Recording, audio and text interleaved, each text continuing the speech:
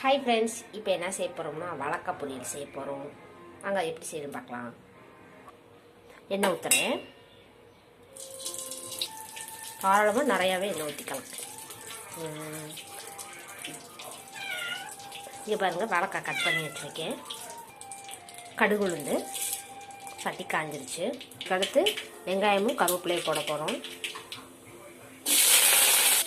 போட்டு கிளறி கொஞ்சம் பெருங்காயத்தூள், ஆல்ரெடி மஞ்சத்தூள் போட்டு வேக வச்சுருக்கோம். இருந்தாலும் மறுபடியும் போடுவோம்.